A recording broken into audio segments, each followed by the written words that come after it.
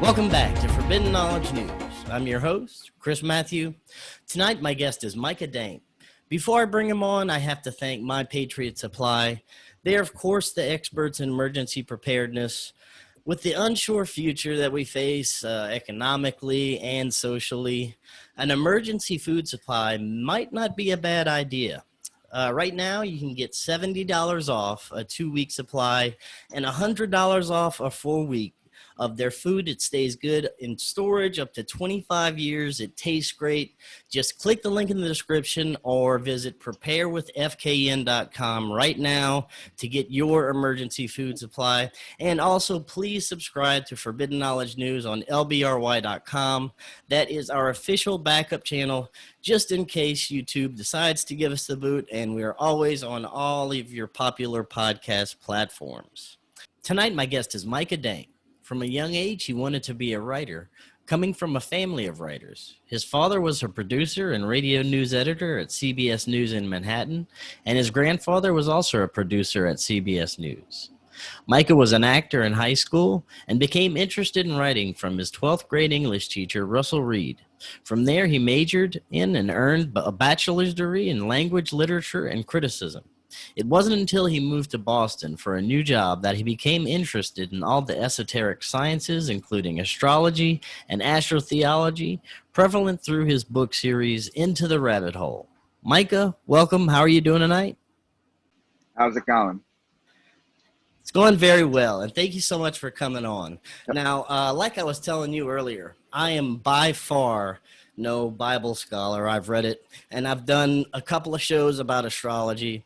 The topics we're going to cover tonight include astrotheology and decoding the Bible. So I'm going to be learning a lot here myself. There's many different interpretations of the Bible, as well as older texts, and these interpretations have shaped society, caused wars, continue to divide humans, and continue to shape society in ways today.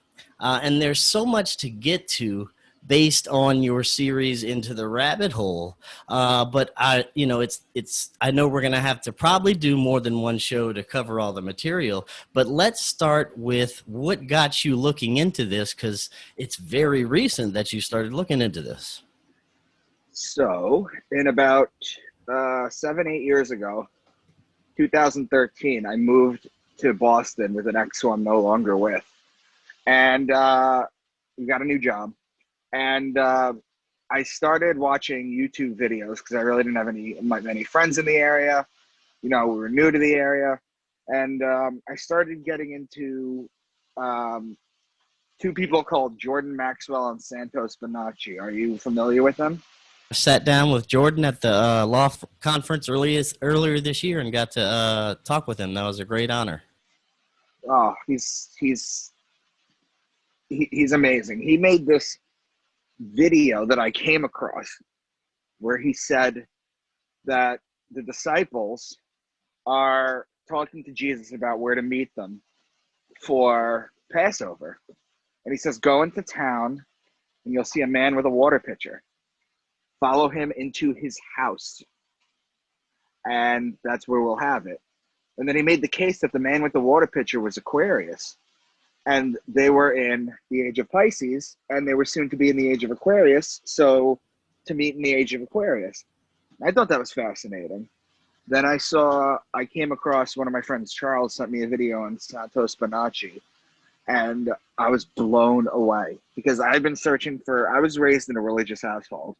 And I was searching for answers to make the Bible make sense because the stories didn't make sense to me. And I was searching for any kind of answers, really. And then I came across astrology and I was like, this makes so much sense to me. I have to get involved. So I learned as much as I could. And then what happened was after about like a year or two of just deeply studying this and watching all these videos, I was able to see connections on my own, and I started making connections on my own. So at that point, I decided I have to write something, and I wanted to write a nonfiction book about it, but then I thought it'd be hard to promote it, and then I thought, this is like, a lot of the stuff I talk about is forbidden knowledge, and the truth of the matter is that it would be easier and it could slip through the censors if I write fiction books. Right. So that's how I took it. So I wrote a 6-book series. Well, originally I wrote 1 book and I showed it to my friends Will and John. And I said, what do you guys think? And they said, I've never read anything like this before, just with the conspiracies and the hidden knowledge, the Bible, decoding it, and the characters, the humor in it, and just the storyline. And they were like, you have to make a series out of it. So 1 turned into 3.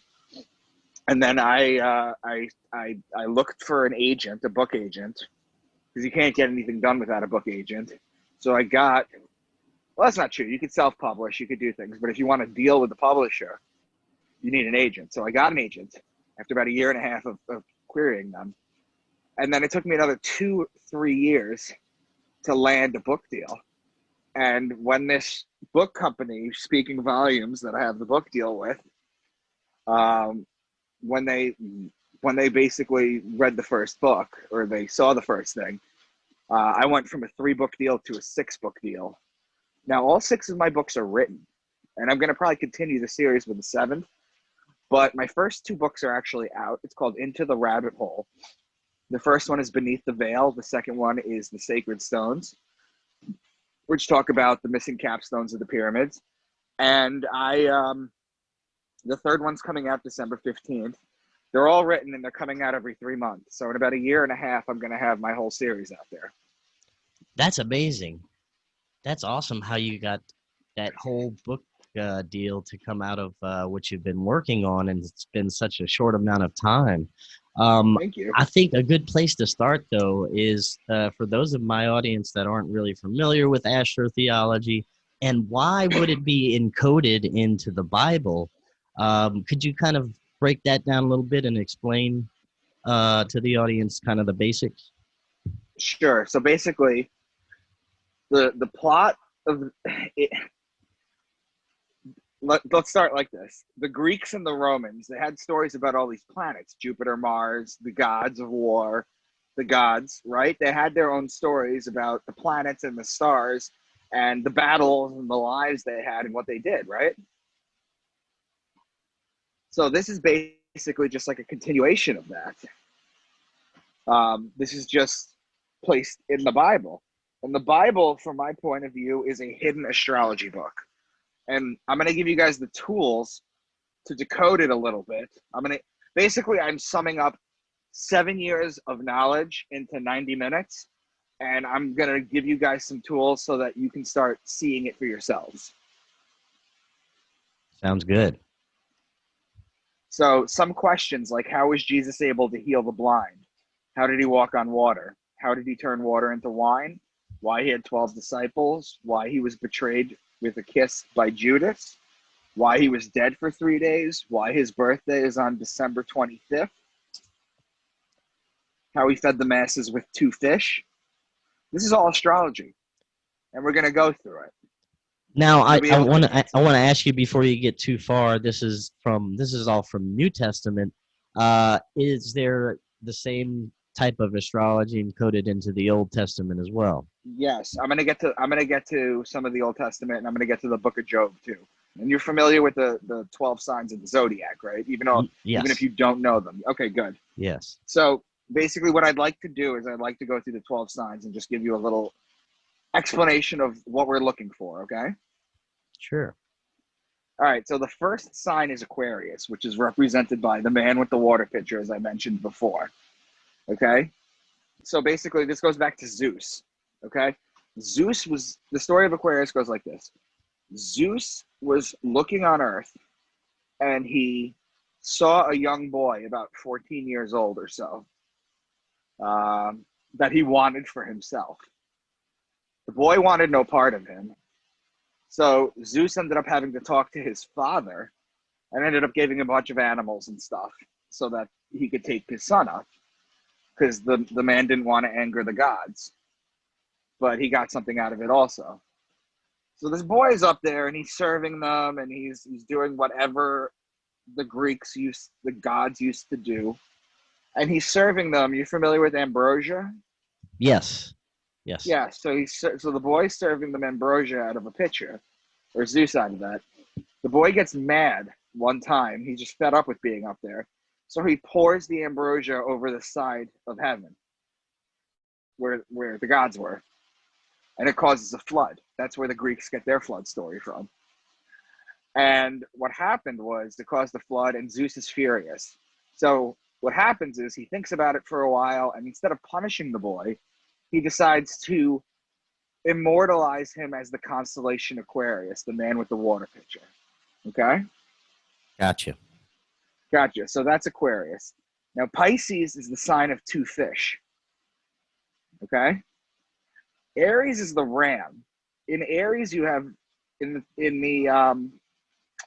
the sign of Aries, you have March 21st, which is the spring equinox.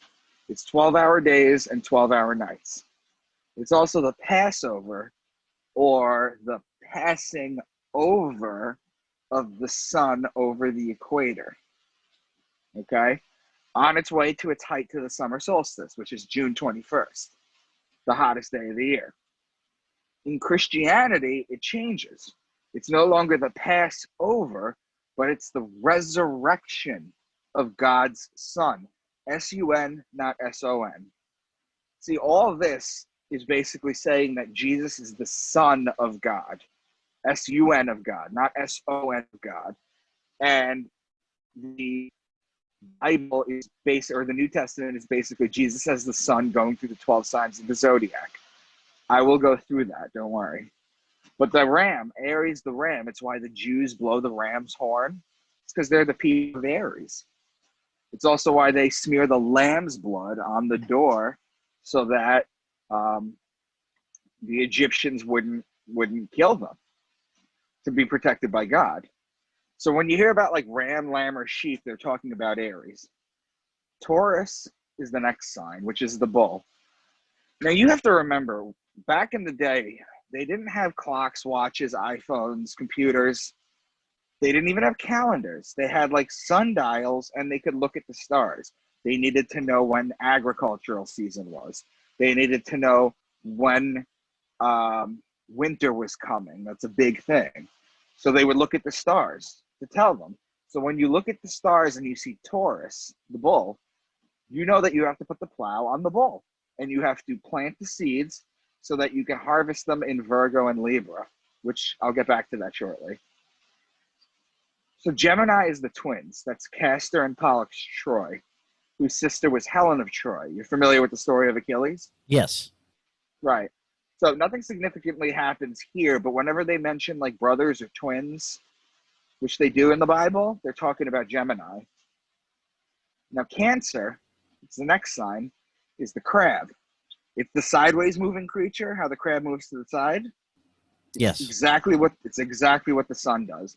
On June 21st, basically here's what happens. The sun rises a degree on its axis every single day. Okay? And then when it hits June 21st, it stops at that height for 3 days.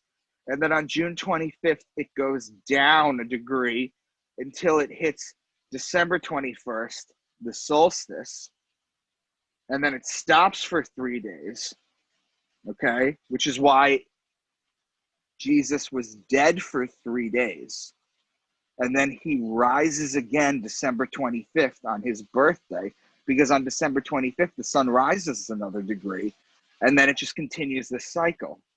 So Cancer is the crab. It moves sideways just like the sun moves sideways then. In ancient times, the crab, it was actually known as the scarab, the beetle, right? Right. In the Egyptian times. So, I mean, you even get the word crab from the word scarab. But, and then you have Leo, who's the king of the jungle. The ruling planet of Leo is actually the sun.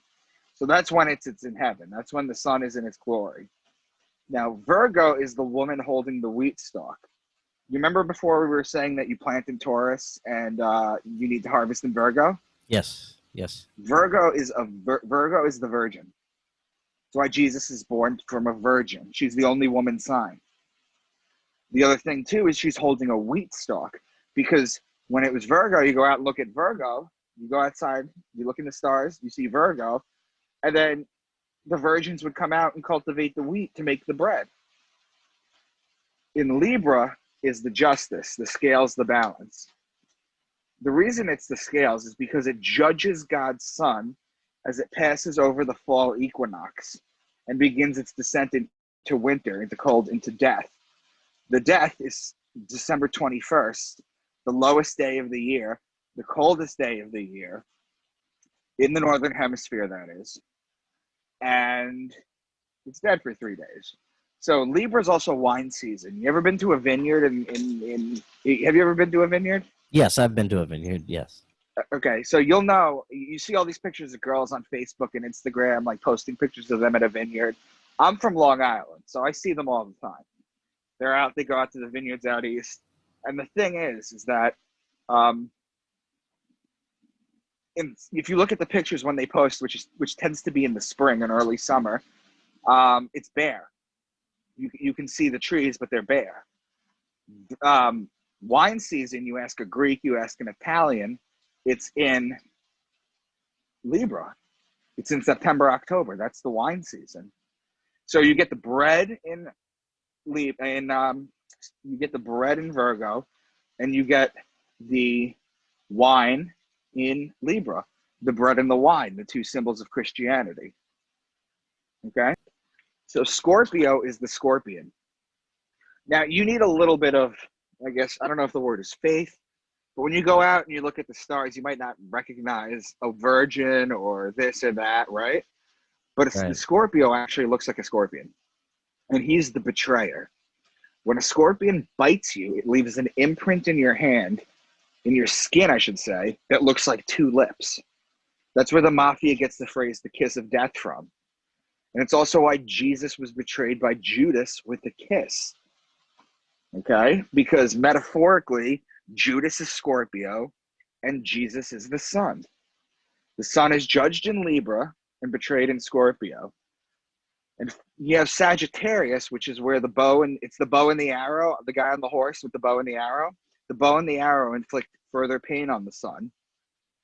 In the Bible, it's translated as a spear. Its spear goes to the sun, to the side of Jesus. And Sagittarius contains December 21st. So Capricorn, finally, you've seen a picture of the zodiac wheel, right?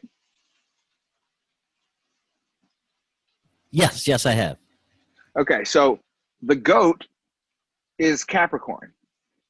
And at the bottom of the zodiac wheel is Capricorn. The top is Cancer, which makes sense because if you imagine the sun, imagine like a dot traveling across the wheel, okay? It rises a degree every day on its axis, stops for 3 days, June 21st, and then starts to go down.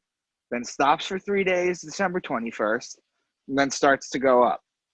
The reason it's the goat is because it likes to climb the mountain. The mountain begins in Capricorn at the bottom. Okay? So those are the 12 signs. Okay. So now let's start with some basic double encoded messages in the Bible. So have you heard the phrase pride comes before the fall? Yes. Okay. What if I'm going to ask you what you think that means, what would you say? I would say that if you're going to make a decision and your pride comes before any other, I guess, reason for your decision, that would be the precursor to your fall. That's what people usually say when I ask them. Okay, but you ready for this other meaning? Sure. What do you call a group of lions? Pride. And what sign is a lion? The Leo. That is July and August. That is right before the fall. I see. Okay, so it's these kind of double meanings that we're going to look at. Now that I've explained the 12 signs and what you need to know, I explained you what you need to know from them. It's basic, but it'll help you get through this. I'll give you another example. In my namesake, the book of Micah, the prophet Micah predicts that Jesus, the Savior, is going to come from a specific town in Israel. Do you remember what town that was? That was Bethlehem. Perfect. Okay. Now here's the thing. Bethlehem is a combination of two words in Hebrew. It's bet, which means house, and lechem, which means bread. So it's house of bread. Okay. Virgo with the virgin with the wheat stalk, the bread. Right. It's the house of bread. Okay, so he's coming from Bethlehem, the house of bread. The house of bread is Virgo. So the Savior will come from a virgin. You see that? Right. Okay. So it's this kind of stuff that we're going to get into and we're going to start talking about. Okay? I just wanted to make sure that the first two make sense to you. Yeah, it does. And my question is, if the Bible is basically a tool for astrology, and much of the stories come from even older texts, Egyptian, Babylonian, and Right. it's branded as a religion that's caused such wars and division and spiritual confusion. Why do you think that has become that way, that they use it as this kind of tool to enslave, basically? So just to be sure, your question is, why do they continue to push this as a literal book instead of reading the metaphoricals? Yes. Because it's control. It's population control. It wages wars. It makes money for people. It keeps people's knowledge down. You're talking about things like the pineal gland and just Joseph in the Bible says, I saw God, and he called the place Peniel, Peniel. Over time, that became pineal because he had an explosion of DMT in his brain, and then boom, he was able to speak to God. They talk about it in the story of Exodus, where they're in the desert and they can't eat, and then something comes from the sky, and they call it manna. Man in Hebrew, and you can look this up at the HebrewAcademy.com. Man in Hebrew means what's this? What is it? And the way they described it, it was a small round thing. You'd eat it, you talk to God. You're talking about hallucinogenic mushrooms. Like, there's levels to this that they don't want you to know because it keeps people in line, and a lot of people don't seek out this knowledge behind it. And it kind of makes sense when you're talking about the whole mushroom thing. I don't want to steer off onto too much of a tangent, but it seems at some point humans, according to mainstream history, had a huge leap when it comes to their mental capacity, even genetics. Started farming and using mathematics at some point. Do you think that humanity, advanced on its own, or was there some kind of intervention possibly having to do with these mushrooms or these hallucinogenics, or was there always just some form of advanced humans that are much older than we could imagine? Well, it's a combination of things. You got to understand is that I think that human beings were tinkered with. If you look at the human DNA sequence, you look at chromosome 2. The second chromosome is 35% larger than the rest. And when you look at it under an electron microscope, you can see that it's clearly fused together. Okay, so there has been DNA tinkering. You've heard of the 12-strand theory? Yes. Yeah. We're going to activate another DNA strand and we're going to raise our consciousness, the age of Aquarius, that whole thing. Yes, I've heard of that. Yeah. It's a combination. Hallucinogens are, the problem with them is not that they make you go crazy. The problem with them is that it resets your brain so that you can no longer accept dogma because you've seen things that you can't explain. And they're so crucial to our development and to our evolution. Okay, well, I didn't mean to interrupt your flow there, where you were Not at all. in your So presentation. let's go into something else. So you're familiar with all the. I'm going to go through the nicknames or the names for Jesus within the Bible, and I'm going to show you how they're just referring to the zodiac. Okay, he's known as the scapegoat of Israel. I'm just going to go sign by sign. Not all of them, but I'll just show you enough. He's called the scapegoat of Israel. That's the goat in Capricorn, okay? He's the son of man. The man sign is Aquarius. Okay, still with me? Yep. He's the fisherman of men. That's Pisces, the two fish.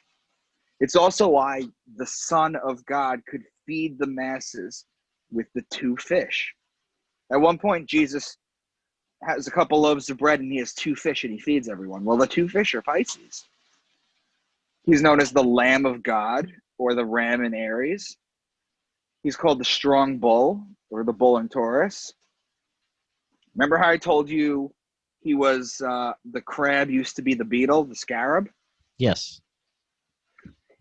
St. Augustine called him my own good beetle. He's also in Leo, the lion. He's known as the Lion of Judah. The lady holding the wheat stalk, Virgo, he's born of a virgin. He's also called, again, the wheat stalk. He's called the bread of life.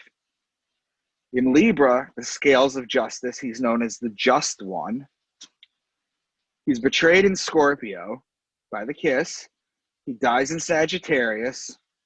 And it's also why he's worshipped on the sun day. See, the Jews, the Jewish, the Old Testament goes back to Saturn worship. That's why they worship on the Saturn day, or the Saturday.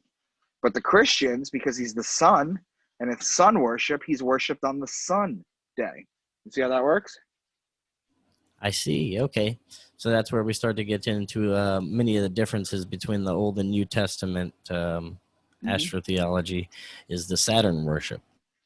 Right. So there was something, you're familiar with the Council of Nicaea, right? Yes. Yes. 325, Constantine baptized on his deathbed. Well, actually, Right. there's some issues with whether he was baptized on his deathbed or whether he made Christianity his own on purpose. But basically, that was the year 325. That was the year they decided Christianity. And Christianity, the way that you know it now, as a literal belief system, was made. Prior to 325, this is the original Christians, they were known as Helionostics, which is knowers of the sun, if you break that word down. Yes. They were sun worshippers. In fact, Constantine's own nephew, Julian the Apostate, in the year, I don't remember the year, but he tried to bring them back to sun worship. He ended up dying in a battlefield for what we call friendly fire. He was shot in the back with an arrow. Whether it was on purpose or not, no one knows. But his own nephew, they knew this. Now, rewind the clocks back about 225 years to 100 AD. They had something called the Senate at Jamnia, or the Council at Jamnia. And this was done in Israel. And what it was by the year 100 AD, the Old Testament had not been canonized yet. Okay, so basically, all the books were not in order. It was not official for the Old Testament. Now, 30 years prior to that, one of the Gospels, Mark is the oldest one by 20, 30 years. So I think, I'm pretty sure. Mark comes out 70 AD. Now, this Jewish council is trying to decide whether or not to include the book of Mark into the Old Testament.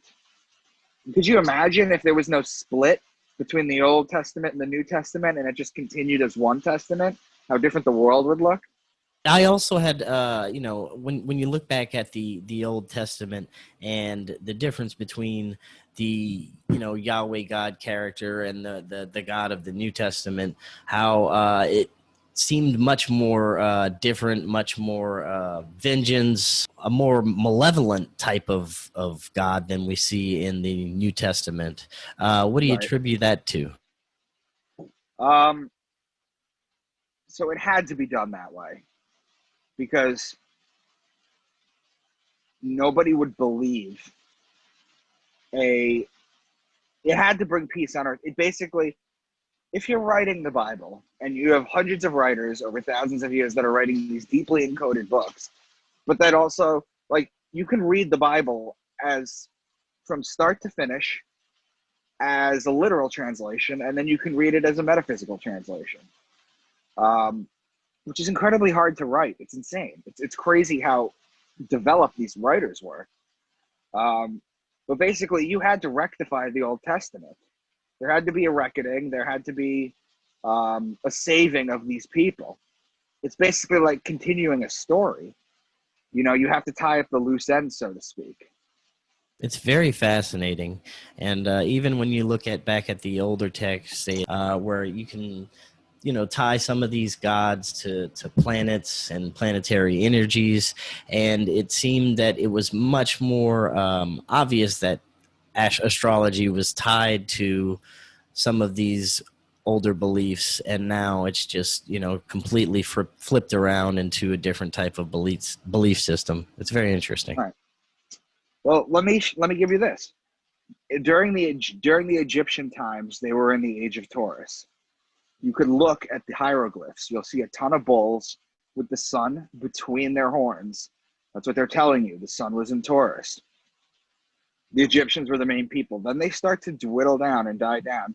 And the Jewish people become prevalent during Aries. That's why they blow the ram's horn to the sky, because they're signifying the ram. Moses comes down from the mountain, right? And he has 2 tablets. And they're worshiping a golden calf. Right. So the idea behind the golden calf is this. One of 2 things happened. Either these nomads, these Jewish poor nomads that just escaped Egypt, had an abundance of gold with them, found welding equipment, and put together a giant golden calf, okay, and prayed to it. Moses sees this and he throws the tablets down, the 10 Commandments. And that's where you get the phrase breaking the law from, because he was the first lawbreaker. And instead of seeing them worshiping a golden calf, what if they were worshiping the sun in Taurus? The calf is the bull. The sun is golden. They were worshiping the wrong time period. So after the Jews in Aries, they start to dwindle down, and then Christianity takes over in Pisces. You know, the Christians that have the Jesus fish on it, that's Pisces. That's what they're doing. Right. Christianity had Pisces. Now we're in the age of Aquarius. Okay, and we've been there since, the Mayan calendar, December 21st, 2012, everyone said it was going to be the end of the world. Yes. Yeah, no, it was the end of Pisces. It was the end of an eon. They call it eons in the Bible. It was the end of an eon and the start of a new one. We're in the age of Aquarius now. And if you follow the trail, there looks to be a new religion coming out, because there's one that comes out there's like a new holy book, and then there's a new religion. Right? Does that make sense? It does. And you can see how throughout our history that it's kind of shifted as far as religions go, from the pagan to the Christianity to, it seems like we're going to this more of technological worship even. Yes, that's nowadays. Exactly where I'm going with, because it would be hard nowadays with how we're so interconnected and everyone's talking at each other and then news travels immediately. It would be hard to start and pillage for a new religion. Right? So I do believe that the new religion is going to be technology, merging with technology. Yeah, it definitely does appear to be going that way. And it is also fascinating how astrology definitely appears to be able to tell the story of history even before it happens, as it happens. It links to everything. It seems like the energies from the planets and the cosmos can actually be linked to any event that occurs on our planet, as well as numerology. I've seen some fascinating things that you can link together with numerology as well. Right. Well, I'll give it to you this one. Astrology is the oldest religion on the planet, bar none. Are you familiar with the Lascaux Caves? I have heard of the Lascaux Caves. I'm not really sure about They found these caves in the mountains in France. Okay? They found these caves. where they went in there and then they found all these etchings of bulls, of rams, of fish, and all this, and they didn't know what to make of it. They just thought it was early, 40,000 years ago. That's how long ago this was. Okay, you familiar with the Emerald Tablets of Thoth? Yes. That's 28,000 years ago. We're talking 40,000 years ago. And what they found was they've done computer simulations since then, because now we have the technology for what I'm about to tell you that we do. What they did was they rewound the clock back as long as the carbon dating was. I think it was like 38.5 or 40,000 years, something to that effect. And what they found was when they printed it out, they were able to superimpose the sky from when it was back then, because they computer simulated it, and they placed it on the Lascaux caves, and they found that it matched up perfectly. Wow, that's very cool. Right. And you're familiar with Göbekli Tepe, right? Yes. Göbekli Tepe? Yeah. Same thing. They found it in Turkey. It's 11,500 years old. They found a section of it that they used for stargazing, for astronomy, for astrology. They found a section of that. That's now, mind you, these texts now, the the religious texts only say they're about 6,000 years old. This is nearly 12,000 years ago. And also, have you heard of the Antikythera mechanism? No, what is that? It's a thing that they found in a Greek ship that had sunk. And they couldn't figure out what it was. And it turned out to be a very evolved computer that used to track the stars and the sky for ship navigation. So they had that. It's even crazier. Okay, so the Sphinx, for example. The Sphinx is interesting because you look at the back of the Sphinx and it has water erosion on it. Okay, because you can tell the difference between sand erosion and water erosion, right? Right. Yeah, definitely. Right. You should be able to do that. So basically what they found was there had to have been water erosion. And the last time there was water in that area was 12,500 years ago, during the last ice age, when it was melting and just water poured. Okay? Now, the interesting thing too about that is that if you look at the Sphinx, which is a Leo, which is a lion, 12,500 years ago, when I'm suggesting, and other people are suggesting, that the Sphinx was made, if you look at the Sphinx where it's facing the age of Leo.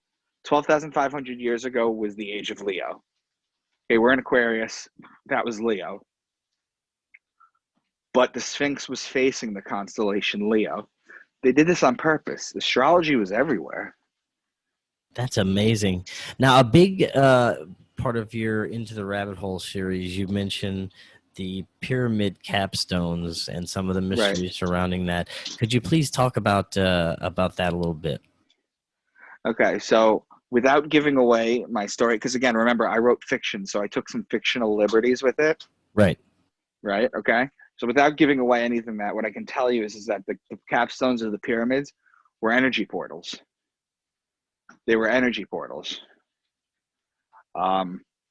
They had technology back then that you couldn't even begin to understand, that we're barely starting to figure out right now. Did you know the tuning fork was only a couple hundred years old, but there's hieroglyphs and there's pictures and carvings of them with tuning forks. And the interesting thing about a tuning fork is that if you get the right size tuning fork and you get the right base and the right legs to it, and you put it on a limestone, and when you smack the tuning fork, if you have the right tuning fork, and it's got to be a big tuning fork too, by the way, but they can create them that it matches the vibration of the limestone. And then what it does is it just cuts through it like butter. So you've seen those round, perfect holes, and they're like, how the hell did they do that? Right. Yeah, that's what they did. It's called acoustic tunneling. So they had that. They also had what's called acoustic levitation, which you can Google. They're literally starting to figure out how to do it right now. You Google acoustic levitation rock on YouTube. I know YouTube is down right now, but if you YouTube it, you'll see sound waves just pick a rock up. And they used to throw these things like Tinker Toys. That's what made the pyramids. They were able to acoustically levitate it like it was nothing. They manipulated the gravity. It was insane. When you look at some of those ancient advanced technologies that could have been possible, and if they are, somehow intertwined into and encoded into some of these old texts that they eventually became the Bible, of course they wouldn't want us to know about some of these things, because it would change the whole, modern medical industry, energy, the whole world would be changed for better, because we would have the knowledge that these ancients used to have. I mean, we used to be highly advanced, and there's no telling how old these highly advanced technologies could have been. I mean, when you look at some of the discoveries from Michael Cremo, skeletons, that have been under, millions of years, human skeletons, full modern human skeletons that have been found that are millions of years old. I mean, we don't know how far back and how advanced we could have possibly been. No, we have no clue. And the idea behind religious texts to be taken literally is just to keep you dumb, I believe. There's all this beautiful esoteric science in here, and this is how you activate your pineal gland, and this is how you get to see God. And instead, you're fighting. The three major religions are fighting with each other about, it's not even about whose God is wrong, because they all believe in the same God. They don't believe in the same messenger. Yeah, and it was all, I believe it all was a form of science that, eventually became magical practices that eventually became evil, and then, hidden amongst only the most elite secret societies. And it's just, technology and science that we just haven't understood yet, but we're getting there again. Right. Like, you're familiar with like string theory and M theory, right? Yes. Okay. So the smallest tiny strings that vibrate, and how they vibrate constitutes what it's going to be, look, smell, feel, taste, the whole thing. But if you read the Quantum Hermetica, or you look at Hermes' original principles, his third principle is the principle of vibration. He says everything moves, nothing is stationary, everything vibrates. So quantum theory right now, as far as it goes, is only now rediscovering a Hermetic principle from thousands and thousands of years ago. Now, do you think that we discovered this knowledge on our own, or do you think that there was interventions? Some believe spiritual interventions, some believe extraterrestrial interventions to kind of help guide us along the way. Do you have any thoughts on that? Obviously, I can't prove it one way or another, but I can tell you this much, is that, I mean, I'm just going through astrology, and it's like the constant theme through everything 40,000, 50,000 years ago. They knew the same signs. How did they know the same signs? How did they know that that was important?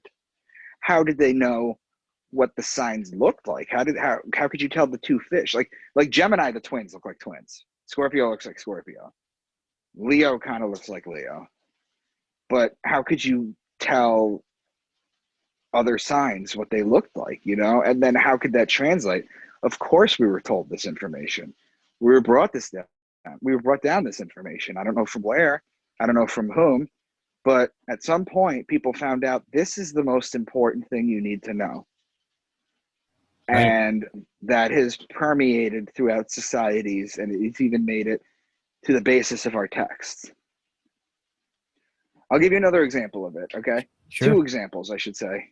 So Neil deGrasse Tyson, okay, who's one of the stalwarts, said that nothing special happens on New Year's Eve. But, which makes sense, I guess, because if you think about it, New Year's Eve should be on either a solstice or an equinox like it is for the other religions, right?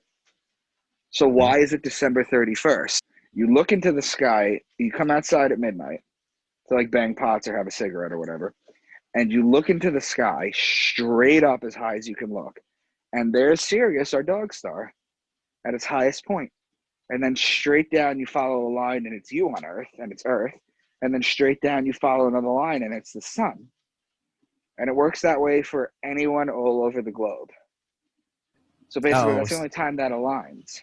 and that's why they're doing the ball drop thing. Exactly. Gotcha. It's all there. You just have to know what you're looking at. You see what I'm saying? That's I'll give you very another interesting. I'll give you another example. So, you know Lucifer, right?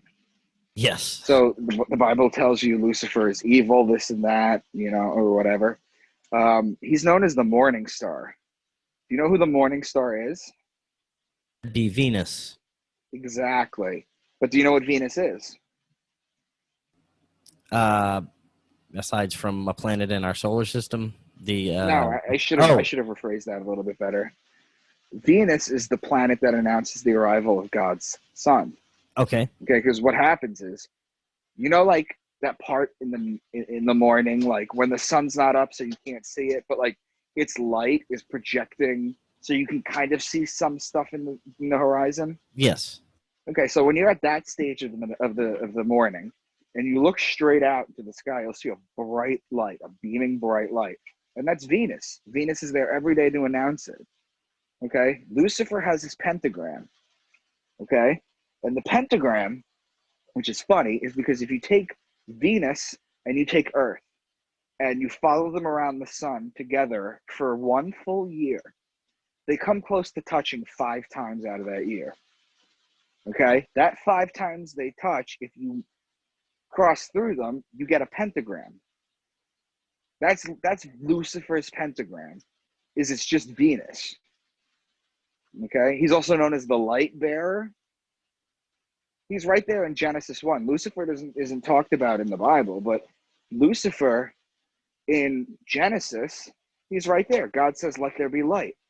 But Lucifer's the light bearer. How are you going to have light without the light bearer? Right. So he's teased right at the beginning of Genesis. He's also known as the bright morning star. But at the end of the book of John, I think it's John 22:16, Jesus says, I am the bright morning star.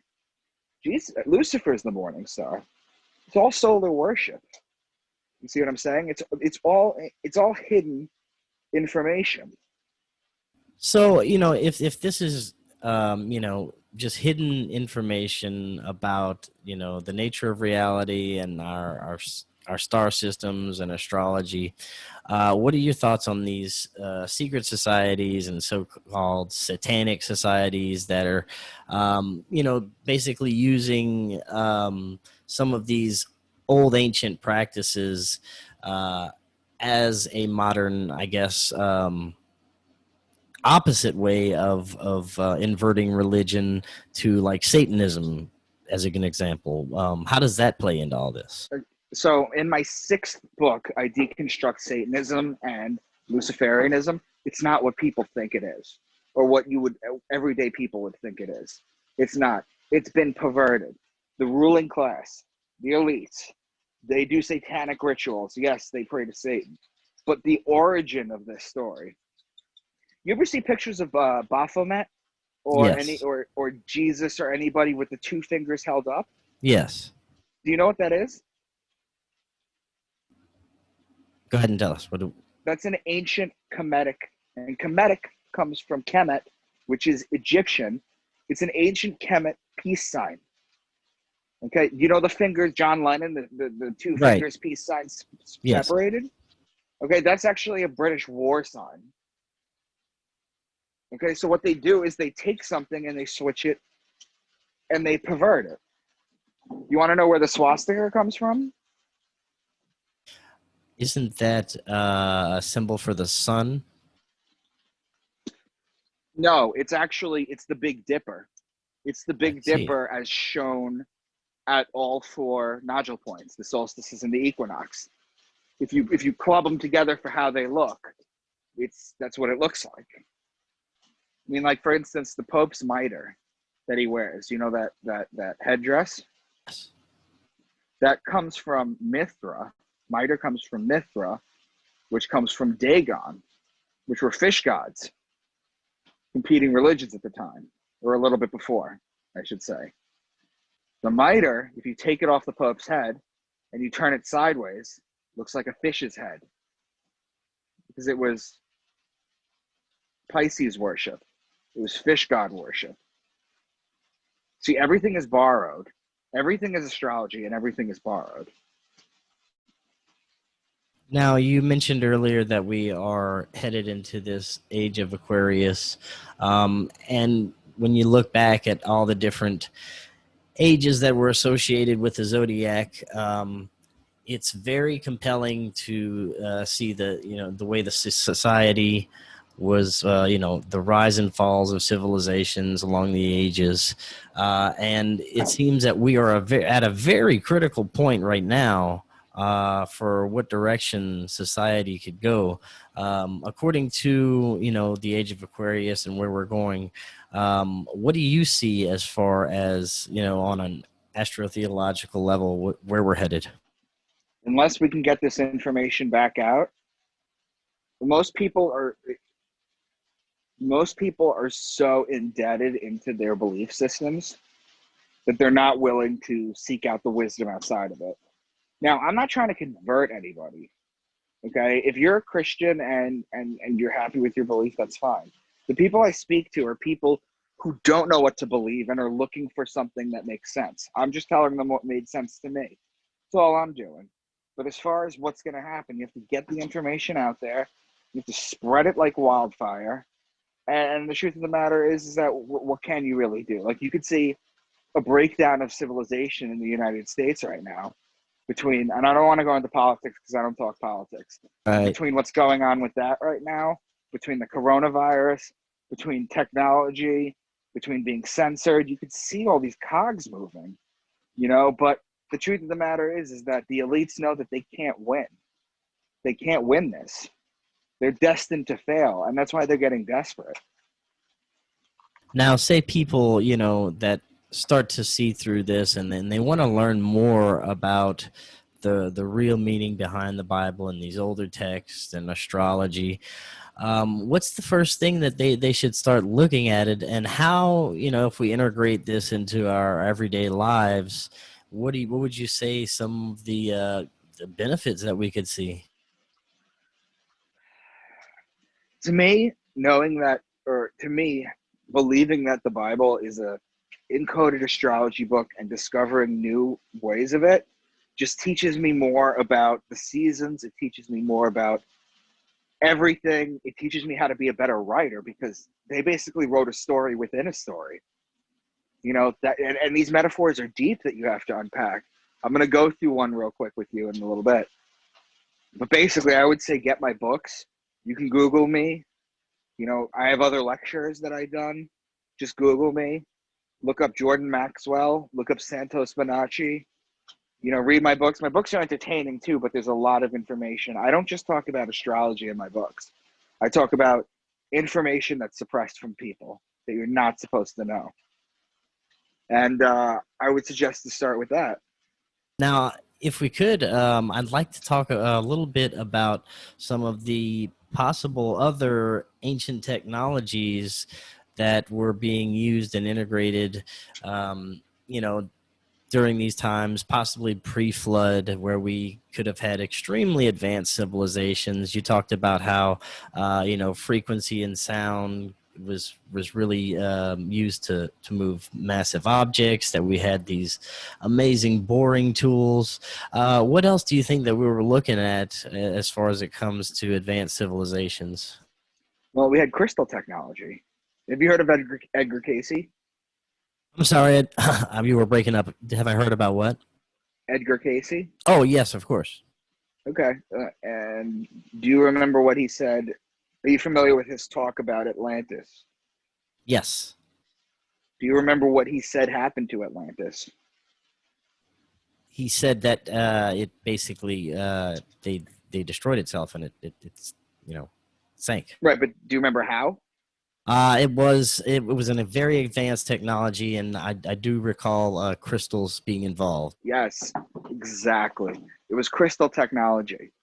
Okay, it was crystal technology. He said that Atlantis overcharged their crystals and they exploded. We have crystal technology now. You can Google, excuse me, you can Google, they've taken crystals and they've embedded movies into them, and then they've been able to extract them. Crystals vibrate at their own frequency. Not technically solid. They vibrate at their own frequency. And what happens is you embed these images, and this technology that we know about this right now is very base level. It's very base level. We don't exactly have, like, remember, have you ever seen a picture of like what a 5 megabyte computer looked like in the 60s? Yeah. Yeah, it's like the same thing. That's where we're at with crystal technology. But basically, crystals are gonna take over for they're gonna take over for memory sticks, and they're gonna take over for hard drives. That's the future. Because there's two things in this world that we know of that has almost unlimited storage power. One of them is crystals. The other is DNA embedding. Are you familiar with DNA embedding? Yes. Right. So I write about that in one of my books. That's how they figure something out. But basically, you can take all of human knowledge and embed it into a strand of DNA. And then you could extract it where you so inclined to. Those are the two things that are going to be coming up that they've had. That's how you carry messages. Right? Right. So that's what they would do. So yeah, Edgar Cayce was a genius, but basically crystal technology was one of them. They show it to you. Even they show it. They throw it right in your face. So the elites have something called revelation of the method. Revelation of the method means that they can do whatever they want to us as long as we agree to it. And by yes, I know what you're talking about now. And by agree to it, what that means is they just have to show it to us. And if we don't fight back, then they're like, oh, you did it to yourself. They live by this. This is their law. I don't know why it's their law, but it is. If you ever listened to David Wilcock before on Gaia, he talks about this. Right. Basically, they have to do this. And they showed it to you in Superman, the Crystal Cave. Right. Yeah, the crystal caves. There's so many anomalies about crystals, the quartz crystals, and especially areas that have a dense, collection of quartz underground. There's a lot of anomalies that occur around it. So I think that's a fascinating area for technology to be headed towards, to be looking into that. Right. Now we got a little under 30 minutes left. What else could we tell the audience about your books and astrotheology in general that could kind of get them on a start doing their own research besides what we've already mentioned? Where else are some good places to look in the Bible for some decoded messages? Okay, so that's fine. So like I said, you're familiar with the book of Job, right? Yes.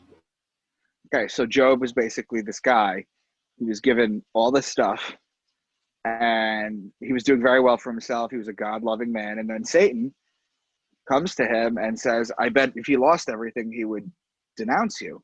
So they make a bet. And then one by one, Job's things start going away. And he starts wailing. He never denies God, but he starts wailing. Then eventually God responds to him. Okay? So what I'm going to read to you is God's response to him. You ready? Oh, yeah. Okay. So the first three things are very obvious, but I'm going to explain them anyway. In Job 38:32, he says, can you leave? And again, I'm going to go line by line through this. This is God's entire response. I'm not cherry picking something. I'm not reading them out of context. I'm literally going line for line, okay? All right. Sure. So Job says, can you lead forth the Mazzaroth? Not Job. God says, can you lead forth the Mazzaroth? That's his first thing to Job. Now, the Mazzaroth is literally the zodiac. You can translate that itself. Over time, Maseroth becomes Mazalot. And then today in Judaism, it's Mazel Tov, which means good fortune from the stars. So the Lord's challenge to Job. He says, can you bind the chains of the Pleiades? Can you loosen Orion's belt? Those two are pretty obvious, right? Yeah. Can you bring forth the constellation in their seasons or lead out the bears with its cubs? The constellations are the zodiac above. The bear and its cubs are Ursa Major, the Great Bear, and Ursa Minor, part of the Big Dipper. Who can tip over the water jars of heavens? That's Aquarius. Do you hunt the prey for the lioness and satisfy the hunger of the lions? That's Leo. Who provides food for the raven? That's the constellation Corvus, which means raven and borders Virgo. Do you watch where the doe bears her fawn? That's Mariga, M-R-I-G-A, which means deer and is in Orion. Who let the wild donkey go free? That's Acellus Borealis, which means donkey, and it's located in Cancer. Will the wild ox consent to serve you? That's Taurus. The wings of the ostrich flap joyfully. That's Lambda Achille or Al-Thalinain, which means two ostriches in Arabic. Do you give the horse its strength? It laughs at fear, afraid of nothing. It does not shy away from the sword. The quiver rattles against its side, along with the flashing spear and lance. That's Sagittarius with the bow and arrow. Does the eagle soar at your command and build its nest on high? That's Aquila, which is the Latin name for eagle, and its constellation's just a couple degrees above the celestial equator. Can you pull a Leviathan with a fish hook? That's Pisces. So that's God's challenge to Job. Do you see how every single line is just veiled astrology? Right. Yeah, when you read it out, it's very obvious. Here's another one, Revelations 4:7. The first living creature was like a lion. The second was like an ox. The third had a face like a man. The fourth was like a flying eagle. Okay? So what I didn't explain to you before is that Scorpio is the creature that crawls on its belly. It's the lowest form of life because it's on its belly on the floor. Okay? Its highest evolved form is the eagle. And then from there, it becomes the phoenix. But the eagle is its highest evolved form. So if you read it like this, you have the first living creature was like a lion. That's Leo. The second was like an ox. That's Taurus. The third had a face like a man. That's Aquarius. That's the man sign. And the fourth was like a flying eagle. That's Scorpio. All four of them, if you plot them on the zodiac wheel, they make a cross or they make an X. And not only that, but those are the four fixed signs in the zodiac. One of the most fascinating books to me, even growing up as a kid, was the Book of Revelation. I'm wondering if you could, if there's any profound decodings that you could give us from the Book of Revelation, because it is. It does seem to be, being mentioned a lot these days. The words apocalypse comes up a lot these days. So what are your thoughts on that? I'm going to give you one right now. Hold on one second.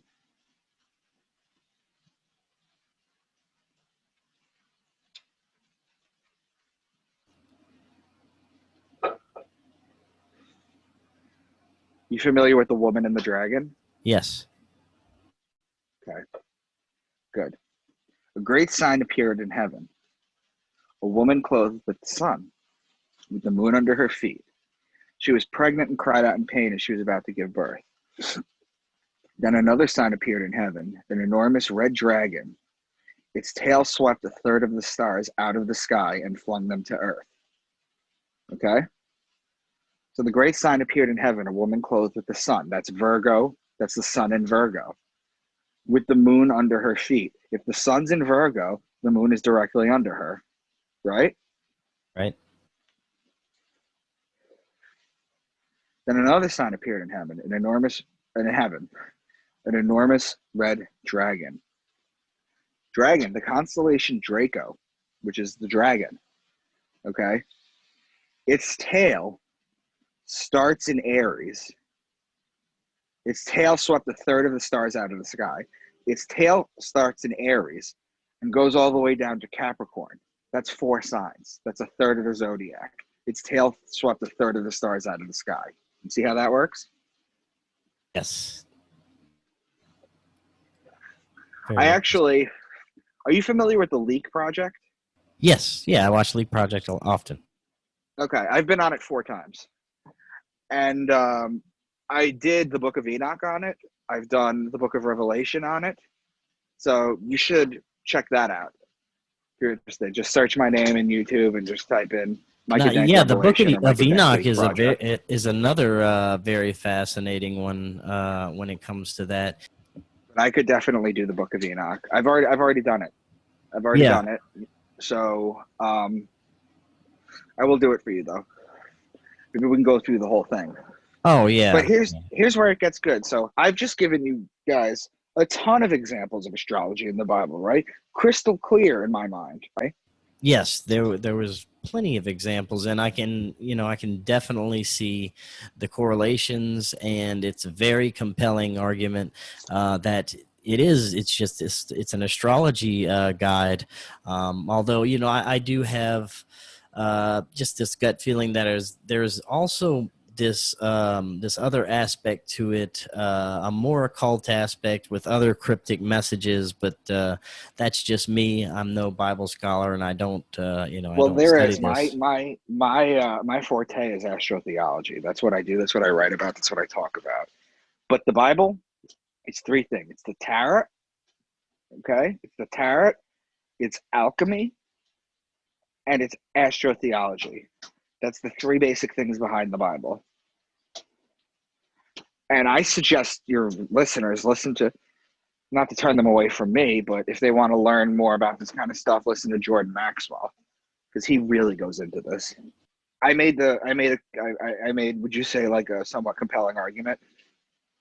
Yes, definitely. And I do encourage people that would like to find out more information to check out your books. And if you could, you said you have a 6-book deal, right? Yeah. What is going to be, what are going to be the other books going to be, about? So the main plot of book 1 is MK Ultra. The main plot of book 2 is the capstones. The main plot of book 3 is a communication device and the pyramids and the Sphinx. Book 4 is about a virus that causes people to kill themselves and they have to figure out how to stop it. Book 5 is about Antarctica, and it's also about the Lost Library of Alexandria.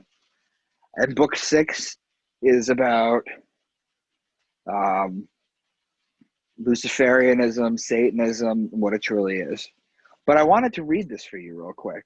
You were Sure. asking who keeps this information hidden from us? Yes. Are you familiar with the Roman Catholic catechisms? Yes. Catechism 2116. All forms of divination are to be rejected, recourse to Satan or demons, conjuring up the dead, or other practices falsely supposed to unveil the future. Consulting horoscopes, astrology, palm reading, interpretation of omens and lots, the phenomena of clairvoyance, and recourse to mediums, all conceal a desire for power over time, history, and in the last analysis, other human beings, as well as a wish to conciliate hidden powers. They contradict the honor, respect, and loving fear that we owe to God alone. It's right there. The Catholic Church is saying, they're telling you astrology is bullshit. Now, all that being said, would you say that when it comes to a spiritual look at all of this, that there is a source of all, and that there are possibly etheric beings that some may have called gods, some may have called angels, that have interacted with humans and possibly shared information and been with humans since the beginning of history? I believe you can contact them directly when you do things like DMT or shrooms or you do hallucinogens. I believe you can contact them directly. Very interesting. Now, could you maybe expand on that a little bit? You know, I know I've heard plenty of people talking about, you know, through DMT and mushrooms, they've had divine experience where they've contacted the gods. But do you think that these were actual, you know, besides using DMT and these other substances, that the ancients had open communication with some of these entities? I think that's what the pyramids were initially. You see them all over the world. Why? I believe it was the pyramids. And also, as far as like DMT goes and other hallucinogens, how have so many people seen those elves? You familiar? You heard about the elves, the gnomes, The machine elves, yes. the machine elves. How have so many people see the same thing on a biochemical trip? It opens up your pineal gland. Now, the Buddhist monks do it, and sometimes they get a small glimpse. People here cheat it with ayahuasca, this, that, and the other thing. I would never do ayahuasca. I heard it's an amazing trip, but I also heard that you're basically puking the whole time, and that doesn't sound fun for me. Right. Yeah. So that's not for me. But yeah, no, I do believe it. I do believe if God is infinite and God is everything, then you can't be separate from him. It's just an illusion. Quantum physics, space-time. Have you heard of entanglement? Yes. One molecule on the other side of the known universe can react with the molecule here at the exact split second. Space and time is an illusion. And as you learn more, you begin. The best way I can explain it is when you really research the kind of stuff that I do, when you really go into it and you listen to those two guys that I told you about before, the thing that happens is you start to feel like your dreams are more real than your reality. I don't know if you've ever felt that before. I have, yes. I have at times. It's almost like these laws that we're bound to on Earth are so fragile. I don't know how else to explain it, but I felt dreams have been more real than this. I'm just interested in the information. To be honest, I just want to share it with as many people as I can. Definitely. And it is fascinating information. And before you head out for the night, if people are interested in finding out more about you and your books, getting a copy, what is the best way that they can do so? So go to Amazon.com, and you can go to Amazon.com in any country because my books are sold worldwide. Amazon.com, your local one, you can buy them. You can Google me. All my lectures should be online. I'm on Twitter it's at Real Mr. Dank, but you could just look my name up, Micah Dank. And I'm on Facebook as Micah D, Micah space DEE. So that's basically where you can find me and all my glory. Awesome. Micah, thank you so much. That was truly fascinating information. I'd like to do another episode, get a little deeper into it sometime soon.